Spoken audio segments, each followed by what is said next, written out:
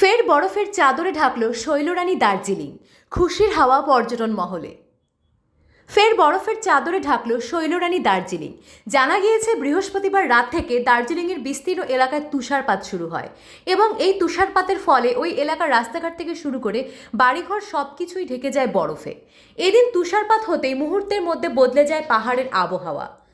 ফের বরফের চাদরে ঢাকল শৈলরানী দার্জিলিং। শুক্রবার দার্জিলিংয়ের সান্দাকফু, টাইগার হিল, চটকপুর সহ একাধিক এলাকায় তুষারপাত হয়। আর এই তুষারপাতের ফলে রাস্তাঘাট থেকে শুরু করে বাড়িঘর সমস্ত কিছুই ঢেকে যায় বরফের চাদরে। আর এদিকে সমতলে সকাল থেকেই চলছে বৃষ্টি, ফলে জাঁকিয়ে শীত পড়েছে পাহাড় সহ গোটা উত্তরবঙ্গে। চলতি শীতের মরশুমেই দর্শকদের রেকর্ড ভেঙে বরফের চাদরে মুড়ে যায় গোটা দার্জিলিং। খুশির হাওয়া দেখা যায় পর্যটকদের মধ্যে। গাঙ্গেয় পশ্চিমবঙ্গের নিম্নভাগে পশ্চিমী ঝঞ্ঝার জ্বালায় যখন বৃষ্টির ভুকুটি, তখন পাহাড়ের বরফের দেখা মেলায় খুশি পর্যটকেরা। সূত্রের খবর, দীর্ঘ 2 দশক বাদে গোটা ঘুম এলাকায় বরফের চাদরে মোড়া পরিবেশ তৈরি হয়েছে।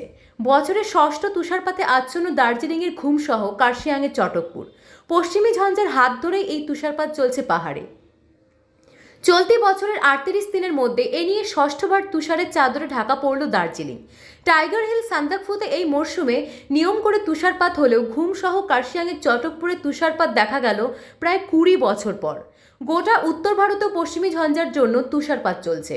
শুক্রবার সকাল থেকেই বৃষ্টির সঙ্গে পাহাড়ে চলছে প্রবল তুষারপাত। দার্জিলিং সহ কালিম্পং, কার্শিয়াংয়ের বেশ কিছু জায়গায় ঘন কুয়াশায় ঢেকে গিয়েছে। পাল্লা দিয়ে বাড়ছে বৃষ্টি। উত্তরবঙ্গ সহ পাহাড়ে শুক্রবার ভারী বৃষ্টির পূর্বাভাস রয়েছে। তার মধ্যেই তুষারপাত শুরু হয়েছে ঘুম সহ চটকপুরে। সান্দাকফু, সিঙ্গালিলা রেঞ্জে অন্যান্য বছরের তুলনায় অনেক বেশি তুষারপাতের খবর মিলেছে। প্রবল তুষারপাতের জেরে সেরপাং, থ্রুমসিং লাং, সেন্টার এবং লাটংলা এলাকায় যান চলাচল বন্ধ করে দেওয়া হয়েছে। দার্জিলিং জেলার একাধিক জায়গায় এদিন তুষারপাত হয়। চটকপুর, চিম্মিতেও তুষারপাত হয়। চলতি মরশুমের চতুর্থবার সাদা বরফের চাদরে ঢাকল পাহাড়। উচ্ছ্বসিত পর্যটক এবং স্থানীয়রা। দার্জিলিংয়ের ঘুম, জোরবাংলো এলাকায় গত বৃহস্পতিবার তুষারপাত হয়েছে। এবারে চটকপুর, চিম্মিতে পড়ল বরফ। তাপমাত্রা নেমে এসেছে প্রায় 2 থেকে 3 ডিগ্রি সেলসিয়াসে। কনকনে ঠান্ডায় কাঁপছে পাহাড়। কুইন অফ হিলস বা পাহাড়ের রানী দার্জিলিংয়ে এদিন একাধিক জায়গায় সাদা তুষারের চাদর ঢেকে গেছে, ফলে প্রবল ঠান্ডা পাহাড়ে। গত ডিসেম্বরের বড়দিনেই পাহাড়ে বহু বছর পর দারুণ তুষারপাত হয়েছিল। পর্যটকেরাও সেই তুষারপাতের আনন্দ উপভোগ করেছিলেন চেটেপুটে। পৌরসভা নির্বাচনে বামফ্রন্টের তালিকা প্রকাশ মাথাভাঙায়। গতকালই রাজ্য নির্বাচন কমিশন আগামী 27শে ফেব্রুয়ারি রাজ্যের 108টি পৌরসভা ভোটের নির্ঘণ্ট প্রকাশ করে দিয়েছে। আর তারপরেই রাজ্যের অন্যান্য স্থানের সঙ্গে কোচবিহার জেলায় 6টি পৌরসভার মধ্যে মাথাভাঙা পৌরসভা নির্বাচন অনুষ্ঠিত হতে চলেছে। এদিন মাথাভাঙা সিপিআইএম দলীয় কার্যালয় সরোজ মুখার্জি ভবনে মাথাভাঙা শহরের 12টি ওয়ার্ডের মধ্যে 11টি ওয়ার্ডের প্রার্থী তালিকা ঘোষণা করল বামফ্রন্টের সিপিআইএম দল।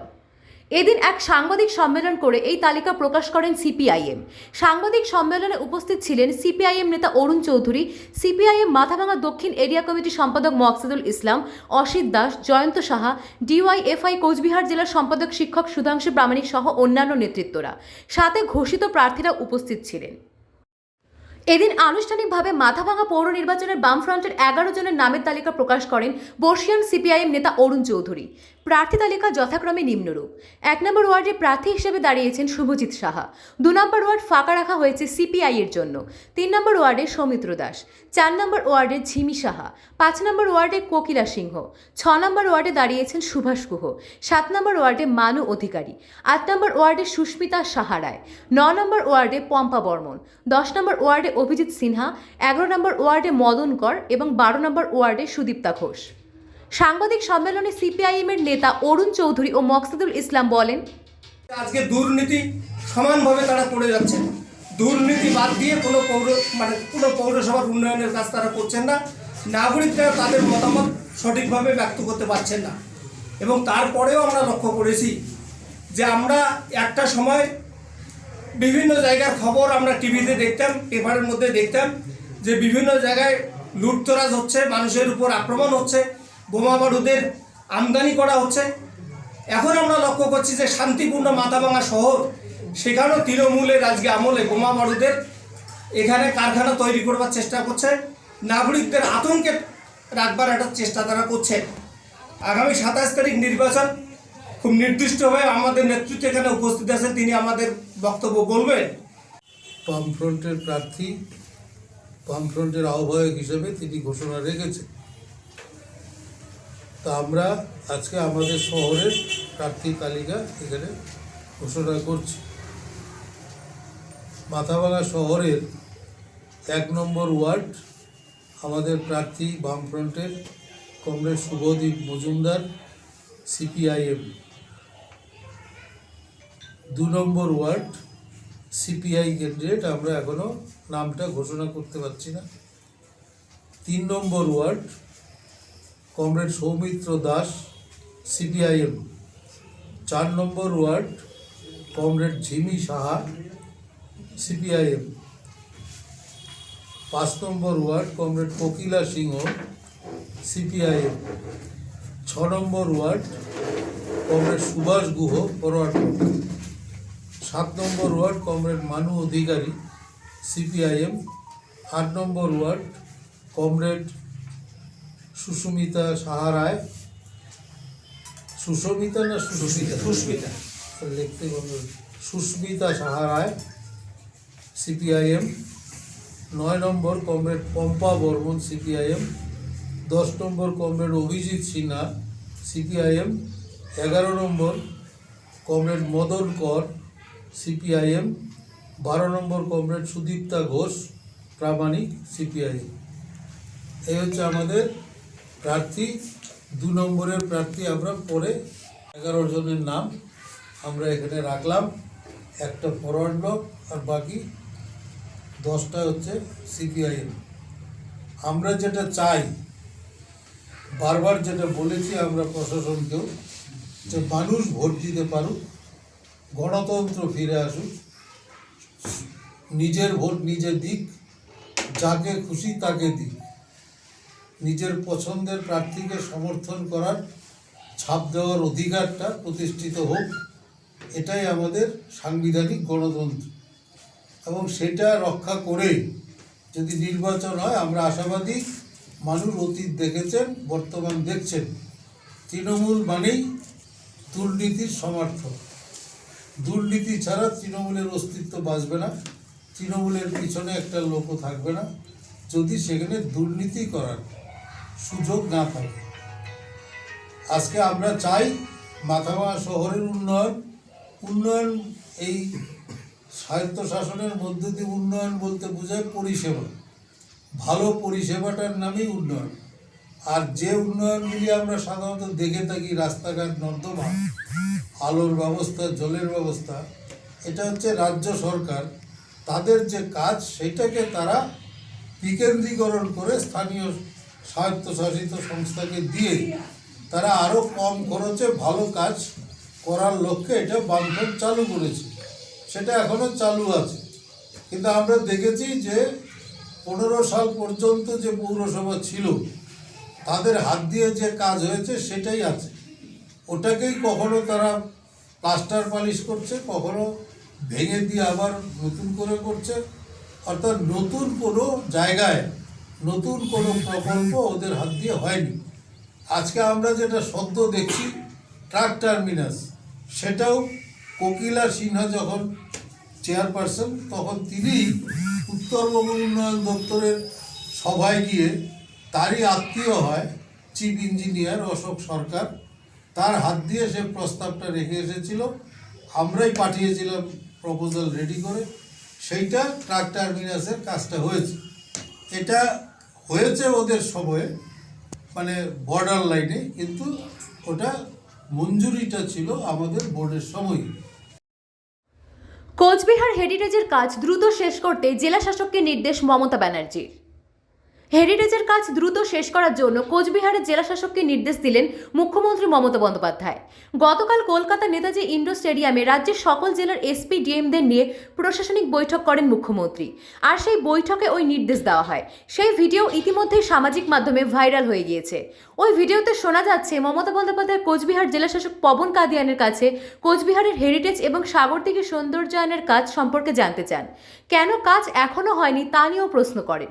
এরপরেই যাতে দ্রুত ওই কাজ শেষ করা হয় তার নির্দেশ দেন মুখ্যমন্ত্রী।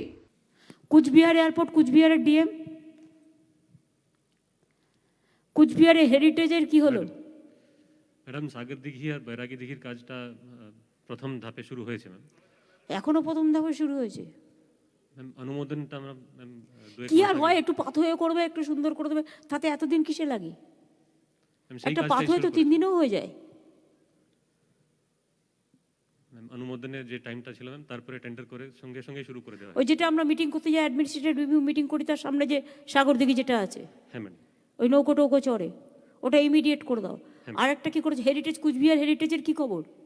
ম্যাম এখন কাজ চলছে ম্যাম, দ্রুতগতিতেই চলছে ম্যাম। একটা আমরা ভিডিও ক্লিপও করেছি ম্যাম, সেটাও কুচবিহার আর নবদ্বীপে হেরিটেজের কি খবর নন্দিনী?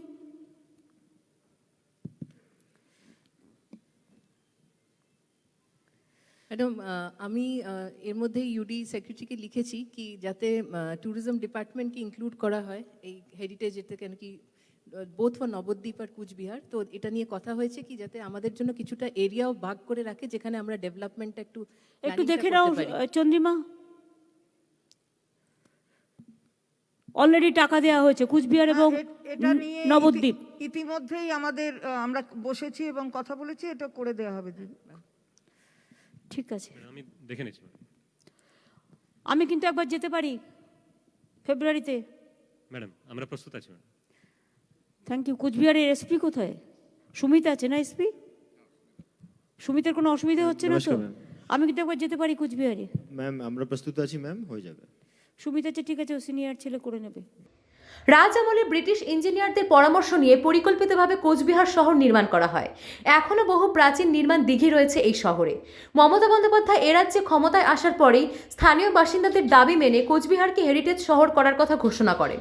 প্রাচীন বাড়িগুলো সংস্কার, দিঘিগুলোর পাশাপাশি গোটা শহরকে সৌন্দর্যায়ন করার সিদ্ধান্ত নেওয়া হয়। গোটা শহরের বৈদ্যুতিক তার মাটির নিচ দিয়ে নিয়ে যাওয়া, নিকাশি নালাগুলো ঢেকে দেওয়ার পরিকল্পনা করা হয়। আর্থিক বরাদ্দ পাওয়ার পর সেই কাজ শুরু হয়। খড়গপুর আইআইটির মাধ্যমে শহরের প্রাচীন বাড়িগুলো চিহ্নিত করা হয়, কিন্তু তারপর আর কাজ এগোয়নি। আর সেই কারণেই মুখ্যমন্ত্রী এদিন ওই নির্দেশ দেন বলে মনে করা হচ্ছে। কুচবিহার এয়ারপোর্ট, কুচবিহারের ডিএম, কুচবিহারে হেরিটেজের কি হলো? ম্যাডাম সাগর দিঘি আর বৈরাগী দিঘির কাজটা প্রথম ধাপে শুরু হয়েছে ম্যাম। এখনো প্রথম ধাপে শুরু হয়েছে। ম্যাম অনুমোদনটা আমরা ম্যাম কি আর হয়, একটু পাথরে করবে, একটু সুন্দর করে দেবে, তাতে এতদিন কিসে লাগে? একটা পাথরে তো 3 দিনেও হয়ে যায়। ম্যাম অনুমোদনের যে টাইমটা ছিল ম্যাম তারপরে টেন্ডার করে সঙ্গে সঙ্গে শুরু করে দেওয়া হয়। ওই যেটা আমরা মিটিং করতে যাই, অ্যাডমিনিস্ট্রেটিভ রিভিউ মিটিং করি, তার সামনে যে সাগর দিঘি যেটা আছে, হ্যাঁ ম্যাডাম। ওই নৌকো টৌকো চড়ে, ওটা ইমিডিয়েট করে দাও। আর একটা কি করেছে হেরিটেজ, কুচবিহার হেরিটেজের কি খবর? ম্যাম এখন কাজ চলছে ম্যাম, দ্রুতগতিতেই চলছে ম্যাম। একটা আমরা ভিডিও ক্লিপও করেছি ম্যাম, সেটাও কুচবিহার আর নবদ্বীপে হেরিটেজের কি খবর নন্দিনী?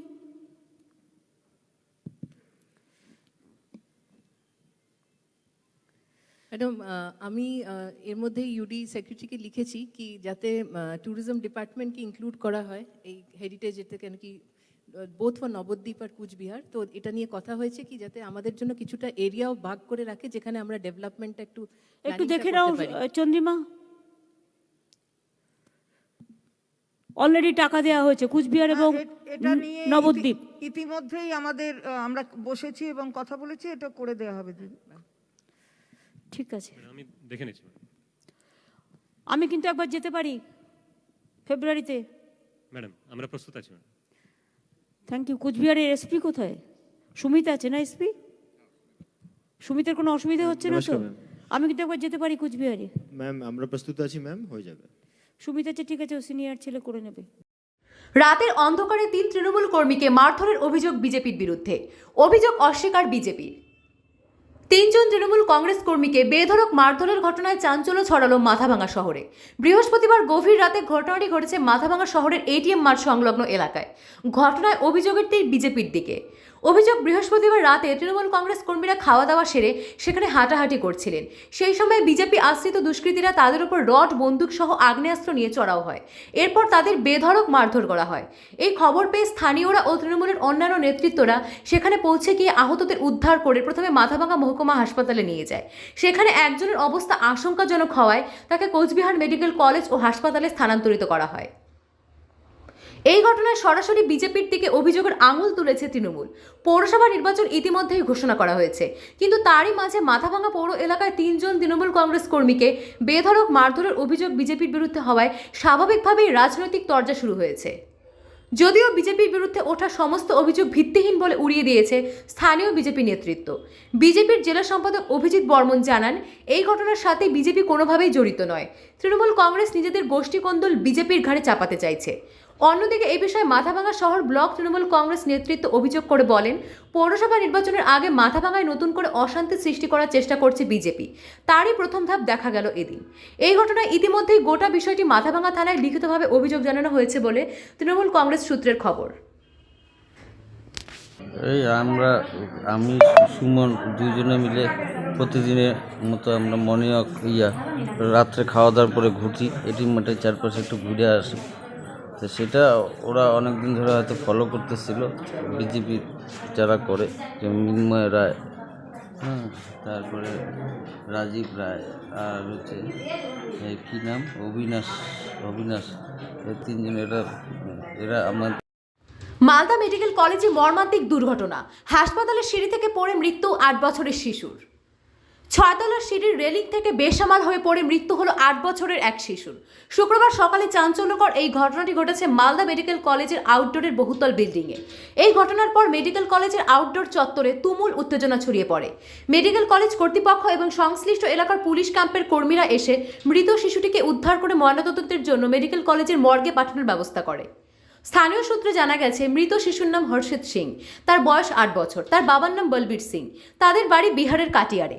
মালদা শহরের বুড়াবুড়িতলা এলাকায় একটি বাড়ি ভাড়া নিয়ে থাকতেন ওই সিং পরিবার। মালদহ মেডিকেল কলেজের সামনে ছোট্ট একটি অস্থায়ী খাবারের দোকান রয়েছে বলবীর সিংয়ের। স্বাভাবিকভাবেই খুদের হাসপাতাল চত্বরে আনাগোনা লেগেই থাকতো। শুক্রবার সকালেও হাসপাতালে গিয়েছিল সে বাবার সঙ্গে। কখন যে মেডিকেল কলেজের আউটডোরের 6 তলায় উঠে গিয়েছিল হর্ষিত, তা কারো নজরে আসেনি। এদিকে ওই শিশুর মির্গি রোগ ছিল বলে জানা যায়। সেখান থেকে খেলার ছলে সিঁড়ির রেলিং বেয়ে নামতে গিয়ে ওপর থেকে 3 তলায় পড়ে মাথায় আঘাত পায়। ঘটনাস্থলেই মৃত্যু হয় ওই শিশুটির। ঘটনাকে কেন্দ্র করে তীব্র উত্তেজনা ছড়ায় হাসপাতালের আউটডোরে। এই বিষয়ে মৃত শিশুর বাবা বলবীর সিং জানিয়েছেন, ছেলের মির্গি রোগ ছিল বলেই ওকে চোখের সামনেই রাখতাম। এদিন মেডিকেল কলেজের সামনে দোকান খোলার সময় আমার ছেলে নজর এড়িয়ে আউটডোরের 6 তলা বিল্ডিংয়ে উঠে যায়। এরপর সেখান থেকেই পড়ে গিয়ে মৃত্যু হয় ছেলের। যদিও এদিন ঝড় বৃষ্টির জন্য সকাল থেকেই মেডিকেল কলেজের আউটডোর ফাঁকা ছিল, ফলে সকলের অলক্ষ্যেই সহজেই ওই শিশুটি মেডিকেল কলেজের 6 তলার রেলিংয়ে চলে যায়। এরপরেই সেই দুর্ঘটনা ঘটে। মেডিকেল কলেজ কর্তৃপক্ষ জানিয়েছে, এদিন গভীর রাত থেকে ঝড় বৃষ্টি চলছে, যার ফলে আউটডোরে রোগীদের ভিড় ছিল না। এর ফাঁকেই এই দুর্ঘটনাটি ঘটেছে। ইতিমধ্যেই শিশুটির দেহ ময়নাতদন্তের জন্য পাঠানো হয়েছে। এই ঘটনায় স্বাভাবিকভাবেই প্রশ্ন উঠছে হাসপাতালের নিরাপত্তা নিয়ে। ছেলের এই পরিণতিতে স্বাভাবিকভাবেই কান্নায় ভেঙে পড়েছেন সিং পরিবার। हम झालमुड़ी बेचते बाहर, बच्चा चला गया ऑटो में हमको देखने और वहाँ से गिर गया। कहाँ से गिर गया? ऑटो से कतला से? 6 तला और कतला से पड़े 3 तला से? 3 तला। क बछरेर बच्चा ओटा? 8 साल। 8 साल। नाम क्या है? हर्षित सिंह। घर कहाँ है? घर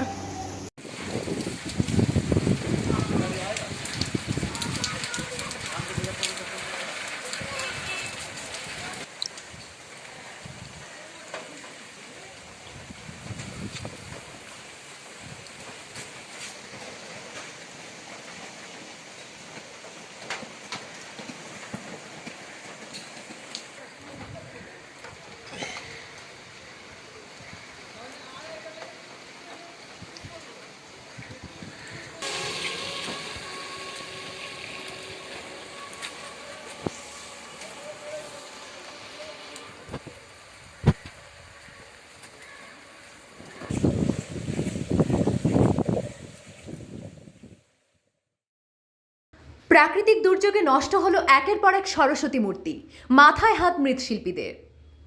রাত পোহালে বিদ্যার দেবী সরস্বতীর আরাধনা, আর তার আগে শুক্রবার গভীর রাত থেকে শুরু হয়েছে মালদায় ঝোড়ো হাওয়ার সাথে মুষলধারে বৃষ্টি। আর এই বৃষ্টির জেরে দূর দূরান্ত থেকে আসা মৃৎশিল্পীদের মাথায় হাত, কারণ এই বৃষ্টির জলে ভিজে নষ্ট হয়ে গেছে একের পর এক দেবী মূর্তি, আর তাই মাথায় হাত মৃৎশিল্পীদের। মৃৎশিল্পীদের দাবি, বিগত 2 বছর ধরে করোনা আবহের মধ্যে তাদের ব্যবসা একেবারেই নেই। এই বছরও তারা ভেবেছিলেন হয়তো এবারেও স্কুল কলেজ বন্ধ থাকার কারণে সেরকম বেচাকেনা হবে না, কিন্তু করোনা সংক্রমণ সামান্য কমতে থাকায় রাজ্য সরকারের নির্দেশ মতো খুলে গেছে স্কুল কলেজ থেকে শুরু করে বিশ্ববিদ্যালয়। আর তাই মৃৎশিল্পীরা আশা করেছিলেন এবার হয়তো তারা কিছুটা হলেও লাভের মুখ দেখবেন। কিন্তু হঠাৎই আলিপুর আবহাওয়া দফতরের কথা অনুযায়ী উত্তরবঙ্গের অন্যান্য জেলার পাশাপাশি মালদা জেলাতে গতকাল গভীর রাত থেকে শুরু হয়েছে ঝোড়ো হাওয়ার সাথে বৃষ্টি। এর ফলে নষ্ট হয়ে বৃষ্টিতে ভিজে গেছে বহু সরস্বতী মূর্তি।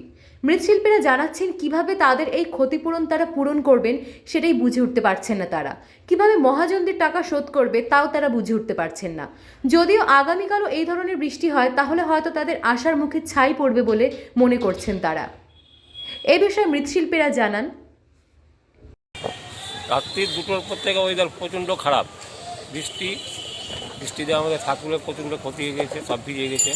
আচমকা বৃষ্টিতে আমরা ভাবতে হয়নি বৃষ্টি আসবে রাত্রে, দিয়ে আমাদের ঠাকুর সব ভিজে গেছে। কি ঠাকুর? সরস্বতী প্রতিমা। কালকে তো সরস্বতী পূজা, কি আশা করছেন? আর কোনো আশা নাই, সব লস। অনেক প্রতিমা ভেঙে গেছে নাকি? প্রতিমা পুজো উঠবে না। বলছি সকাল থেকে কোনো গ্রাহকের দেখা পেয়েছেন? না, গ্রাহক কোনো তো আসেনি সকাল থেকে। কেমন দাম একটা প্রতিমার? সব রকম, 60 টাকা, 100 টাকা, 150 টাকা। কেমন লস হলো? কিভাবে? মোটামুটি আমাদের দোকানে 15 থেকে 20 হাজার টাকা লস আছে। কতগুলো দোকান আছে এখানে?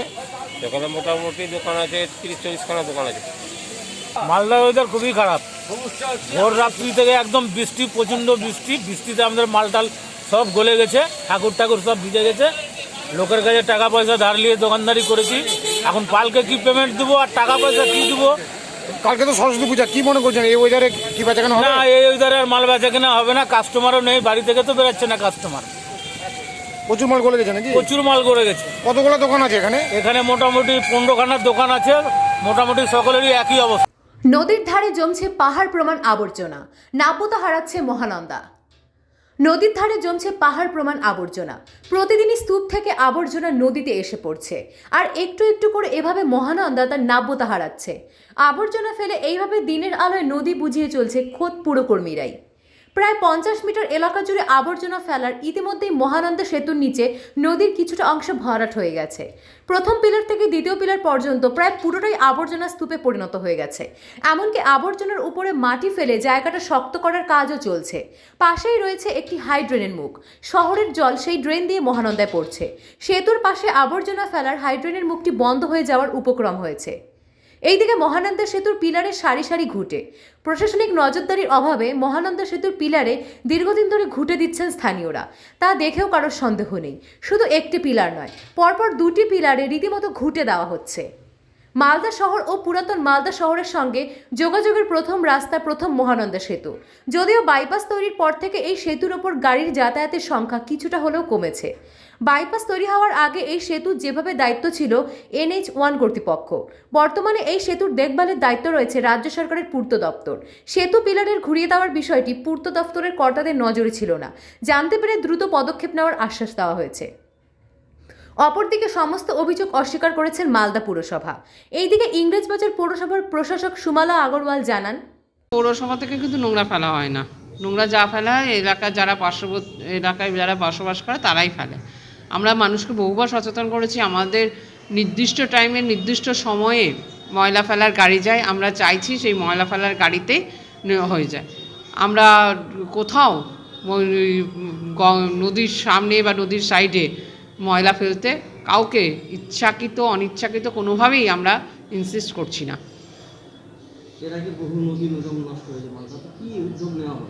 দেখুন, মহানন্দা নদীকে বালু খুঁড়ে তাকে পরিষ্কার করে চওড়া করার ক্ষমতা আমাদের পৌরসভার পক্ষতে নেয়।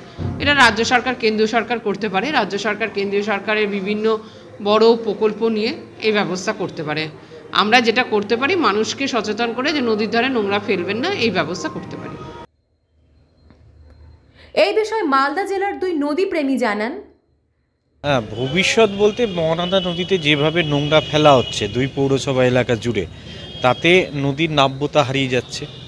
নদীর নাব্যতা হারানোর ফলে পার্শ্ববর্তী এলাকাগুলিতে বর্ষাকালে বন্যার সম্ভাবনা দেখা দিচ্ছে।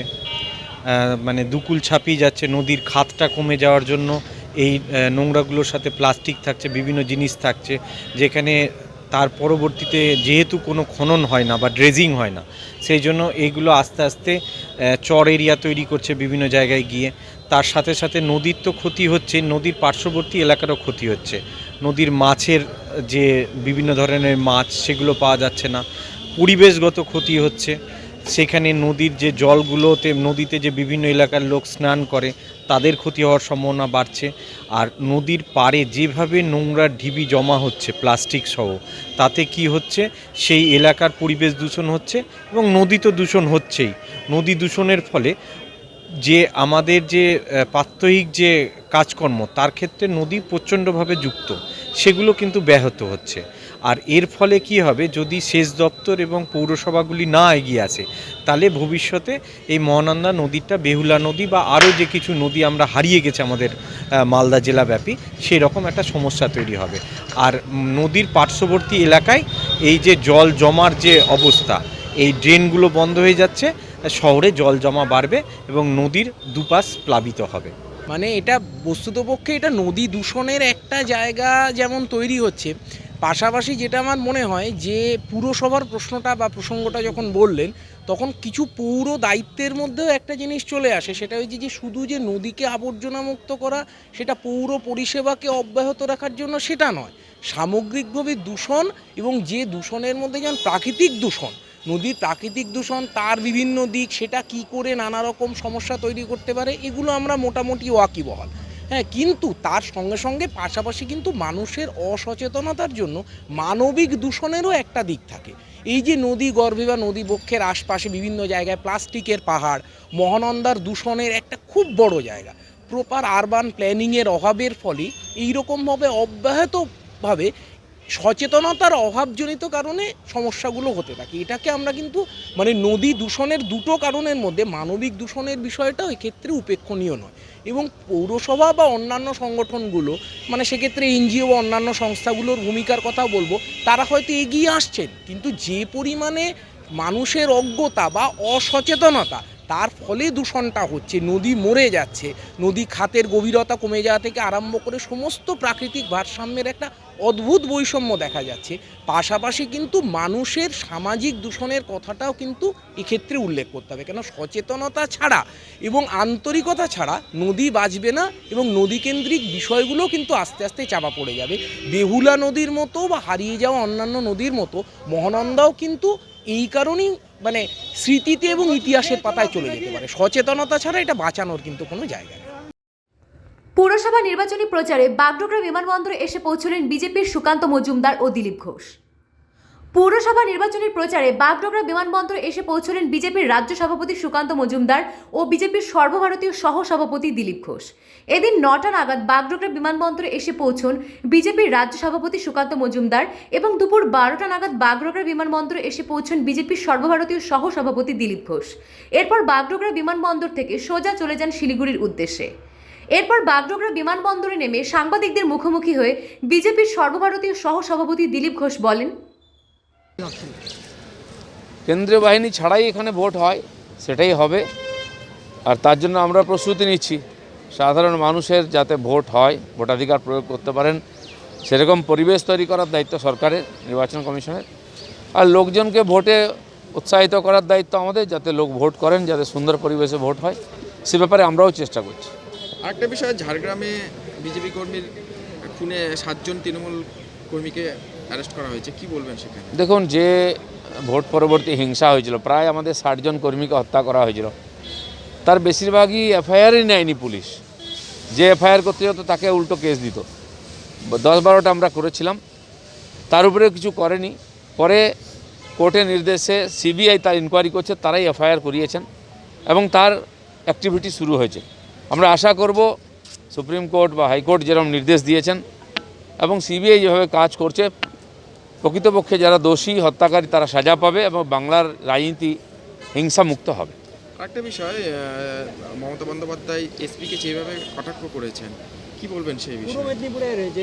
সমস্ত এসপি ডিএম যারা কেন্দ্রের ক্যাডার, তারা কিন্তু দিদিমণি তাদের উপরে জমিদারি চালান। পুরোপুরি পার্টির এজেন্ডা যদি তারা না মানেন তখন তাদের ধমকানো হয়, তাদেরকে সাসপেন্ড করা হয়, তাদেরকে ট্রান্সফার করা হয়। আর প্রকাশ্যে ধমকি দেওয়া হচ্ছে, এটা কোনো যোগ্য শাসকের সমুচিত ব্যবহার নয়। এখানে কাজ করতে দেওয়া হয় না। পুলিশ প্রশাসন এবং অ্যাডমিনিস্ট্রেশনের অফিসারদেরকে পার্টির তরফ থেকে কাজ করানো হয়, সেটা তার মুখ দিয়ে বেরিয়ে গেছে। এবং প্রকাশনী বলে রাখছেন যে কোনো অফিসে তার ইচ্ছার বাইরে কিছু করবে না, তার পার্টির ইচ্ছা মতো কাজ করবে। রাজ্যপালও উদ্বেগ প্রকাশ করেছেন পুরো ঘটনা নিয়ে। রাজ্যপাল তো উদ্বেগ প্রকাশ করেন, বড় কথা নয়। প্রশ্ন হচ্ছে পশ্চিমবাংলার মানুষ যারা এই আধিকারিকদের কাছ থেকে সুশাসন চান, তারা আজকে হতাশ যে এখানে মানে সংবিধানের শাসন নয়, কোনো পার্টির বা শাসকের শাসন আর আইন চলছে। আরেকটা বিষয় যে শিলিগুড়ি পৌরসভা ভোট, যেরকম কলকাতা পৌরসভা ভোটে যেরকম লুট করা হয়েছে আপনারা অভিযোগ করেছেন, এখানেও যদি সেরকম কিছু হয় তাহলে কি বলবেন? এখানে করার মতো তাদের শক্তি নাই, হয়তো কোথাও গণ্ডগোল বদমাইশি করার চেষ্টা করবেন, কিন্তু এখানকার ভোটাররাও জাগ্রত, এখানকার রাজনৈতিক পার্টিরাও শক্তিশালী এবং জাগ্রত। সেখানে এখানে কবজা করে নিয়ে প্রশাসনকে ভোট কেউ লুট করবে, এটা সম্ভব হবে না। তো শিলিগুড়ি পৌরসভা নিয়ে কতটা আশাবাদী? আমরা জেতার জন্য লড়াই করছি। লোকে লোকসভায় জিতিয়েছেন, বিধানসভায় জিতিয়েছেন, পৌরসভাতেও জেতাবেন।